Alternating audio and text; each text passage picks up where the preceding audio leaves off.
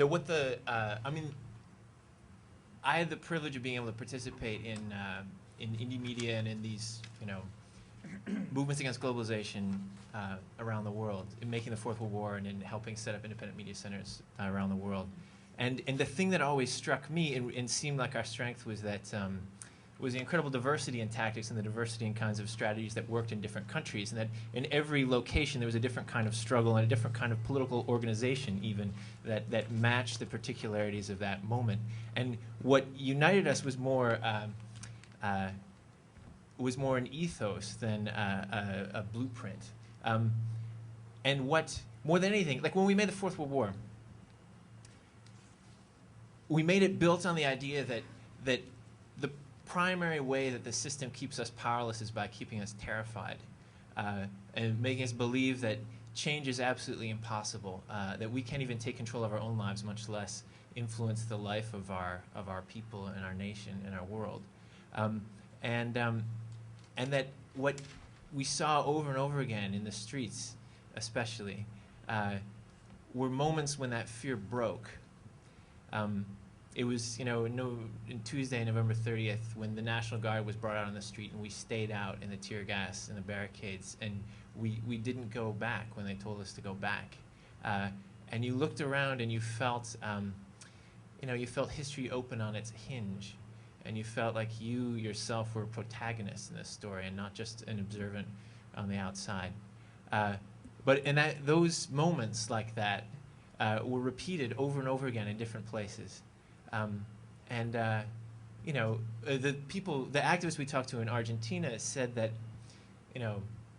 it's the proliferation of those moments of freedom and of possibility when you're the true author of your life that were what their movement was about creating in a way. But in any case, we made the film to show people over and over again in many different places, in many different contexts, fear-breaking, to show unarmed peasants rushing bayonets in Chiapas, to show workers in South Korea charging lines of really heavily armed cops, so that people could vicariously make that identification with people and imagine for an instant what that was like. So that felt to me like the thing that fear gets broken when you build networks of solidarity that are strong enough to make people feel like they're protected in some way, in the street or somewhere else. And those are the instances in which movement becomes possible. Yeah, well, we also know very well that, how you say, stepping off the curb, a very important moment for stepping off the curb. The curb was 1994 when the Zapatistas erupted, protesting against the implementation of NAFTA. But I think it's very important for me to convey one thing here, is that the Zapatistas started organizing very much before. Well, I'm not talking about the Zapatistas in the revolution in 1910, I'm talking about the EZLN, about the Zapatista Army of National Liberation. They started organizing since the beginning of the 80s. And recently, on the 17th of this month of November, they celebrated their 25th anniversary. So this is very important, because the Zapatistas didn't erupt all of a sudden out of nowhere, and they didn't just erupt to confront NAFTA. It was a very well planned, organized movement that came from many years forming up, protesting against all the unjust neoliberal policies that started much before NAFTA in Mexico. No? So I think it's important to see that there are this kind of, I don't know how to say it, of waves. And there are, in this sense, moments for eruption, moments for protest, like we've seen here. And I'm sometimes amazed to hear that the alter globalization movement may be dead, or maybe just dipping or disappearing.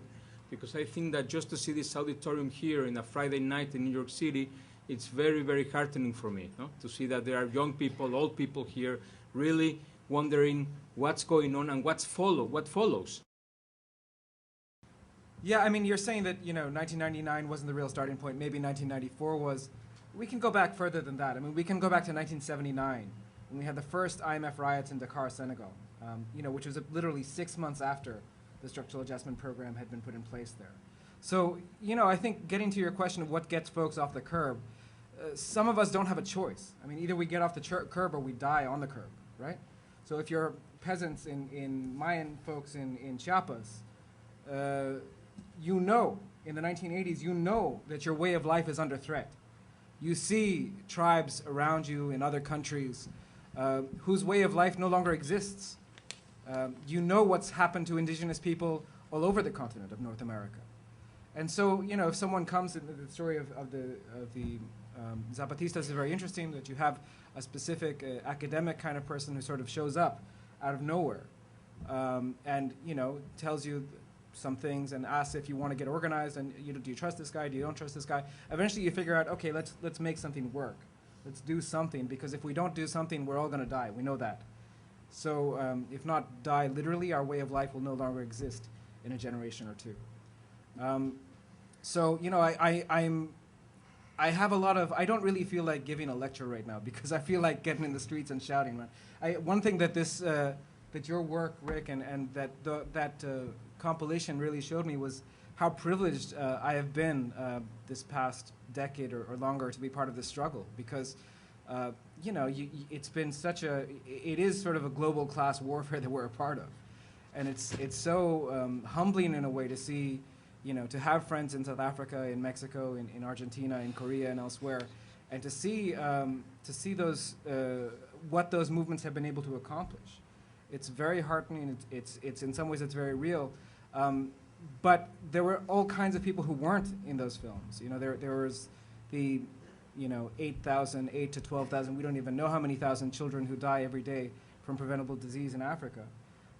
There were, you know, basically the victims of this, of a global system of class war, a global capitalist system that just allows people to die every day in a world where we have people like, you know, Henry Paulson, the head of the Treasury, who used to have something like $900 million in savings. Now it's probably worth about $400 million because Goldman Sachs shares have tanked.